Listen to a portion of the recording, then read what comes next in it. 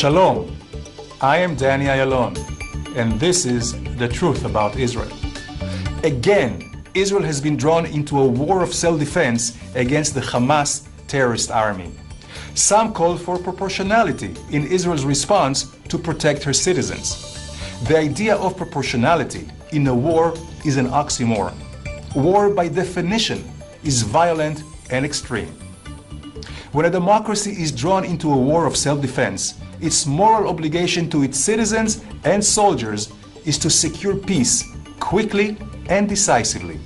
It cannot allow its soldiers to fight with blinders and handcuffs. In 2005, Israel completely withdrew from Gaza in the hope that it would bring peace. The response?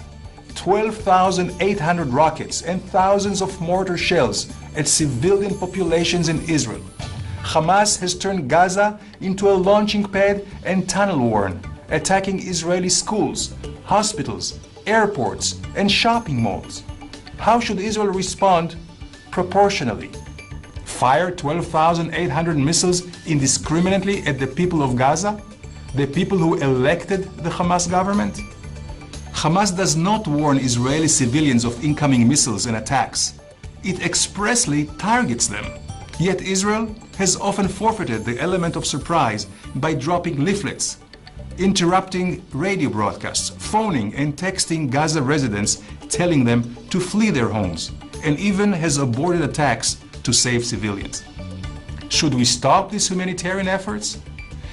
Israel conducted roughly 1,500 targeted strikes recently against terrorist operating centers, attack tunnels, and individual terrorist leaders. In these attacks, in one of the most densely populated areas in the world, there have been some civilian casualties. While all civilian deaths are regrettable, the low numbers in relation to the amount of firepower used demonstrate Israel's respect for the lives of civilians. According to Geneva Conventions, Hamas is responsible for the civilian casualties as they deliberately place their civilians at risk. Hamas has created strongholds in mosques, hospitals, schools, and homes, using their civilians as human shields. Hamas is exploiting their dead. Some argue that Israel's response has been disproportionate because of the disparity between the few number of deaths on the Israeli side versus those on the Palestinian side. But there can be no proportionality in war.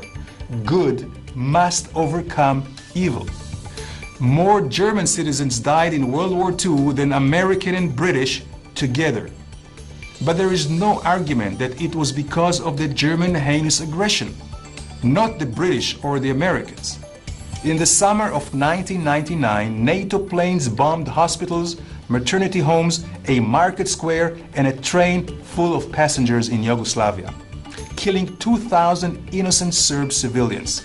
Yet Yugoslavia had not sent one missile to Europe. Casualties have reached over 15,000 Iraqi civilian deaths caused by US and coalition forces. But this is a war on terrorism, just as Israel fights a war on Hamas terrorists. At this time, Israel has entered the Gaza Strip with ground forces to root out terrorists, destroy the tunnels and rockets, and bring peace back to her citizens.